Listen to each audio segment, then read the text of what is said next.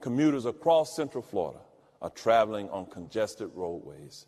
By the year 2030, we will boast a regional population of 5.2 million. This brings about challenges that we must face. We all feel the pain of a transportation infrastructure that is over capacity every day. Instinctively, we know this is a problem that will only grow more cumbersome. Our housing and transportation needs are inextricably tied together. The current Housing and Transportation Affordability Index reports that households in Orlando currently spend 53% of their income on housing and transportation. According to the League of Women Voters' most recent transportation report, Central Florida communities waste an average of 46 hours a year due to traffic congestion. Sunrail does not run as often as needed. Links bus routes do not meet the current demand. Half of the buses run every hour, with the other half on 30-minute schedules. Links has 320 buses, yet Pittsburgh, which is of similar size, has over 700 buses. The total number of buses impacts frequency and connectivity of services. Workers wait in inclement weather to catch a bus and spend hours every day commuting to and from work. This is what Links riders had to say.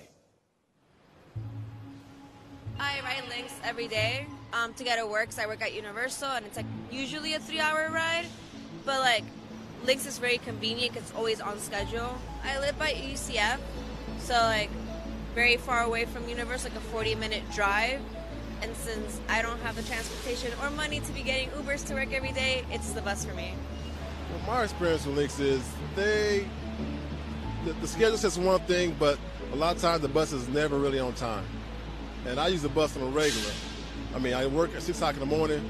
Bus is supposed to be there like 4:30. It don't get to like closer to 5. I live on Sand Lake, and I had to get to iDrive, so it's like a 10-minute drive, but it takes an hour and a half to get to where I am.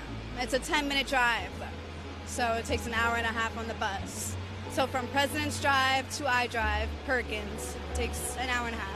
I'm retired, and I go to meetings and church and see my friends. And how long does it take you to get to where you're going on a regular basis? Oh, an hour. Every day I take 3 buses, the 443, 106, and the 38.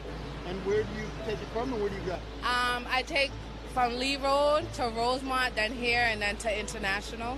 How long does that take? Probably like 2-3 hours. And you take it every day for work? Every day. It's a very good overall experience. They take real good care of me being in a wheelchair, and real good with smoking. What does a typical round trip take you to get from your house to where you're going and then back home?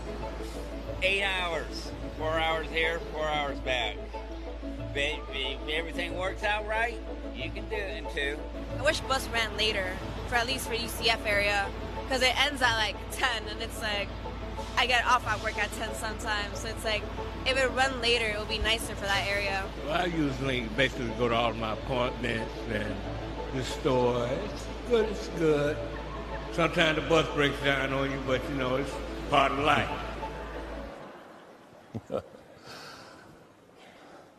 Unlike other cities of comparable size, both Sunrail and Links are devoid of a dedicated funding source for operations.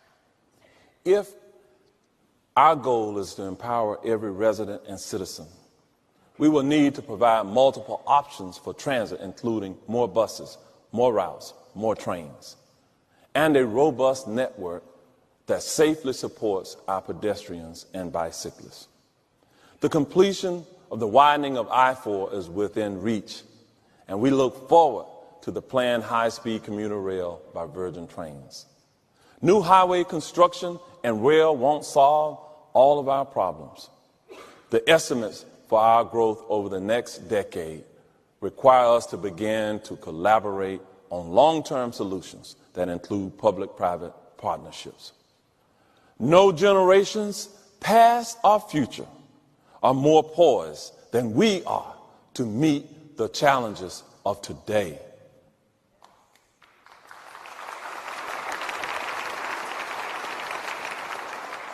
I am confident that because of our talent, we can arrive at a community-wide solution that will work for everyone. We must collaborate across our region on a range of solutions that will alleviate the pressure on our fledgling transportation network. I am convinced that now is the time for us to seek multimodal transportation options that will increase frequency of public transit so more people will use it. Now is the time to invite our community to consider support of a sales tax referendum to prepare for the future today.